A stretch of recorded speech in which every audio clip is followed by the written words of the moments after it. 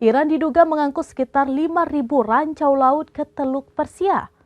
Tidak hanya itu, Iran pun kembali menutup wilayah udaranya dari semua penerbangan. Akankah Iran sedang bersiap-siap untuk melanjutkan perang? Berikut informasi selengkapnya untuk Anda. Iran diduga mengangkut sekitar 5.000 rancau laut ke Teluk Persia. Tidak hanya itu, Iran pun kembali menutup wilayah udaranya dari semua penerbangan. Akankah Iran sedang bersiap-siap untuk melanjutkan perang?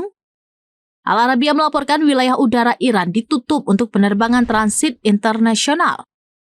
Hal itu disampaikan juru bicara Kementerian Jalan Raya dan Pembangunan Perkotaan pada Rabu 2 Juli. Iran menutup wilayah udaranya dengan alasan demi keselamatan. Bahkan pembatalan penerbangan internal dan eksternal dilakukan hingga hari Kamis 3 Juli. Sementara penutupan udara ini terjadi hanya beberapa hari setelah Iran mengizinkan penerbangan transit internasional untuk menggunakan wilayah langitnya. Namun pihak yang berwenang tidak menjelaskan alasan penutupan wilayah udaranya.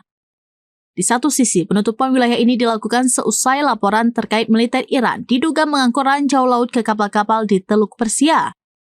Militer Iran diduga memindahkan rancau laut pada bulan lalu. Perlu diketahui, Teluk Persia terletak di Iran yang berseberangan dengan Teluk Oman. Wilayah ini menjadi jalur terdekat bagi Iran jika negara itu hendak memblokade Selat Hormuz yang berada di antara kedua teluk.